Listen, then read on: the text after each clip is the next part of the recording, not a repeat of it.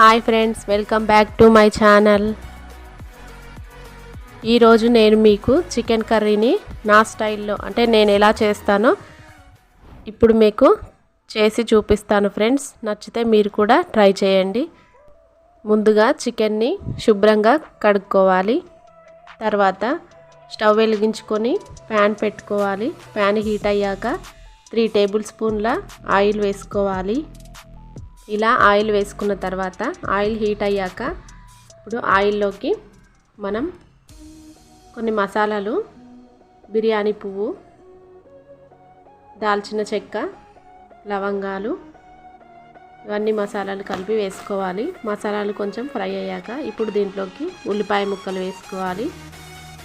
ఉల్లిపాయ ముక్కలు brown colour వచ్చేంత వరకు వాటిని ఫ్రై చేసుకోవాలి. ఇప్పుడు కొంచెం దీంట్లో ఉప్పు వేసుకోవాలి. ఉప్పు వేసుకోవడం వల్ల ఉల్లిపాయ ముక్కలు త్వరగా వేగిపోతాయి. ఇలా అంతటిని బాగా కలుపుకుంటూ ఫ్రై చేసుకుని ఒకసారి మూత పెట్టేసుకోవాలి. 1 నిమిషం తర్వాత మూత తీసి ఉల్లిపాయ ముక్కల్ని అంతటిని బాగా కలుపుకోవాలి. ఉల్లిపాయ ముక్కలు అనేవి బ్రౌన్ కలర్ వచ్చేంత వరకు ఇలా ఫ్రై చేసుకోవాలి. చూసారా, ఉల్లిపాయ ముక్కలు కొద్దిగా ఫ్రై అయిపోయాయండి. ఇప్పుడు దీంట్లోకి టీ స్పూన్ పసుపు, ఇలా పసుపు వేసుకున్న తర్వాత అంతా ఒకసారి కలుపుకోవాలి. ఇలా కలుపుకున్నాక దీంట్లోకి ముందుగా శుభ్రంగా కడుక్కున్న చికెన్ను దీంట్లో వేసుకోవాలి. ఇలా చికెన్ అంతటిని ఇందులో వేసుకున్నాక అంతా బాగా కలిసేలా కలుపుకోవాలి. ఇలా ఆయిల్ అంతా పట్టేలా బాగా కలుపుకోవాలి. ఇలా కలుపుకున్న తర్వాత మూత పెట్టేసుకోవాలి. ఒక 2 మినిట్స్ తర్వాత మూత తీసి చూడండి, చూసారా, అందులో వాటర్ లాగా వస్తుంది. ఇప్పుడు ఒకసారి అంతటా బాగా కలుపుకోవాలి. ఇలా కలుపుకున్నాక ఇప్పుడు దీంట్లోకి అల్లం వెల్లుల్లి పేస్ట్ వేసుకోవాలి. 2 టేబుల్ స్పూన్ అల్లం వెల్లుల్లి పేస్ట్ వేసుకోండి. అల్లం వెల్లుల్లి పేస్ట్ అనేది ఆనియన్ ఫ్రై అయ్యేటప్పుడు కాకుండా ఇప్పుడు చికెన్ వేసాక వేయడం వల్ల కర్రీలో సూప్ చిక్కగా వస్తుంది అండ్ టేస్టీగా ఉంటుంది. ఇలా వేసి అంతా కలిపిన తర్వాత ఒకసారి మూత పెట్టేసుకోవాలి. మూత పెట్టిన తర్వాత ఒక 2-3 మినిట్స్ తర్వాత మూత తీసి ఇలా అంతటా బాగా కలిసేలా కలుపుకోండి. చూసారా, చికెన్ అంతా ఇప్పుడే బాగా ఉడకాలండి. 50% ఉడికిన తర్వాతే ఉప్పు కారం వేసుకోవాలి.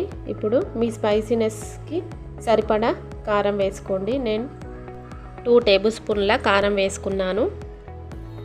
రుచికి సరిపడా ఉప్పు,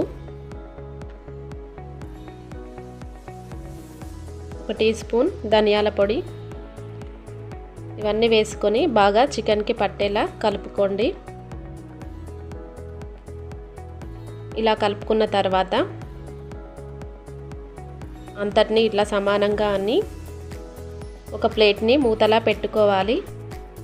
ఇలా ప్లేట్లో వాటర్ పోసి పెట్టుకోండి. ఇది వాటర్ మనం కర్రీలో వేయలేదు కాబట్టి అడుగంటుతుందని నేను ప్లేట్లో వాటర్ పెట్టానండి. చూసారా, 2 మినిట్స్ తర్వాత మూత తీసి చూస్తే చికెన్ ఎలా అయిందో, ఆయిల్ ఎలా పైకి తేలుతూ ఉందో. ఇప్పుడు అంతటిని ఒకసారి ఇలా కలుపుకోండి.